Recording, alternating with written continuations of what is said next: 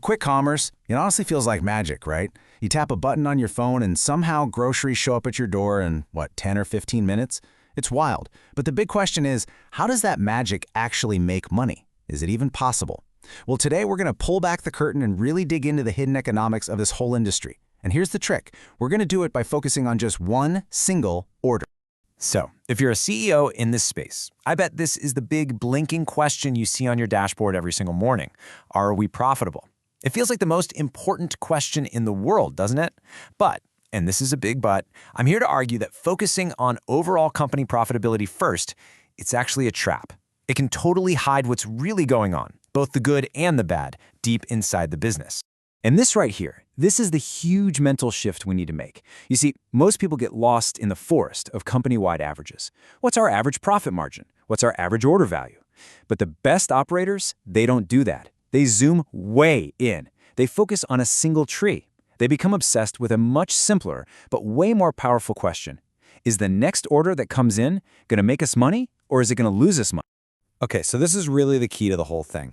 We're shifting from what we call average thinking to marginal thinking. And trust me, for a business like quick commerce, where you've got thousands, maybe tens of thousands of tiny transactions happening every single hour, this is not just some small tweak. Oh no, it is a fundamentally different and frankly, a much, much better way to see what's actually true about your business.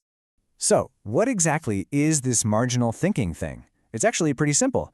It just means, for 1 second, forget the big, scary monthly report. Instead, focus on the impact of one more. What happens when one more order comes in, when one more customer hits that confirm purchase button? What are the exact specific costs and revenues that pop into existence in that single moment? That is the marginal view. All right, so to really use this new way of thinking, we have to find our fundamental building block. I like to call it the economic atom. Think of it as the smallest, indivisible piece of the business that triggers both costs and revenue. And we have to get this right, because if we pick the wrong atom, every single calculation we do after this will be completely off. So, what do you think? What's the fundamental unit in quick commerce? A pretty common first guess is the user. I mean, it makes sense, right? Users are the ones buying stuff.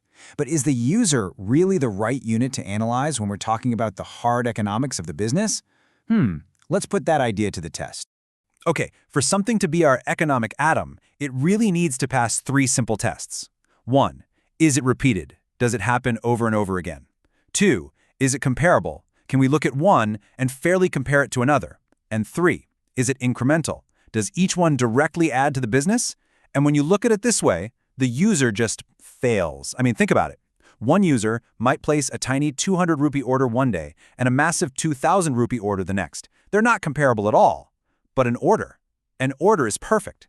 Each and every one is a self-contained, repeatable, and totally comparable event. And so there you have it. The economic atom of quick commerce is the order. It's not the customer. It's not the dark store or the warehouse. It's not even the city. Every single thing we analyze about the health of this business has to start with the economics of one single order. So why does this matter so much? I mean, who cares what we call the economic atom, right? Well, it matters because this isn't just some boring theory. It's about understanding that every single time an order gets placed, it kicks off a very real, very physical chain reaction in the real world. Yeah, think of it just like a line of dominoes. A customer places an order, and bam, the first domino falls. That immediately triggers a picker inside a dark store to start running around grabbing items. That's the next domino. Then someone has to pack it all up. Click, another domino. Then a delivery rider is dispatched. Whoosh, the final domino. And here's the thing. Each of those steps cost real money in real time, and they only happen because of that one single initial order. Okay, so now that we've locked in the order as our core unit, we have to talk about a really critical and honestly super common financial mistake. Seriously, this is a misunderstanding that trips up even really, really smart people in this industry all the time. You hear it all the time. Someone might say something like this. An order comes in for, say, 100 rupees worth of groceries, and they think, awesome, we just gained 100 rupees. I mean, it sounds right, doesn't it? But it is fundamentally completely wrong. Wrong. Just wrong. This is probably the single biggest, most dangerous financial mistake made in the entire quick commerce industry. That 100 rupees is not what the company gained. Not even close. We need to make a crucial correction in how we think about this. And here's the key. You have to understand the difference between two little acronyms, GMV and revenue. That 100 rupees, that's the GMV, the gross merchandise value. It's just the total price tag of all the stuff in the bag. But the company's revenue, well, that's only the tiny little slice of that 100 rupees that the company actually gets to keep. Think of it like a commission, or maybe a delivery fee. They are absolutely not the same thing. So let's totally rephrase how we think about this. The correct questions, the ones a real operator asks, are these. When a single order of 100 rupees GMV comes in, first, how much revenue do I actually earn from it? And second, what specific, real costs did I have to pay out because of it?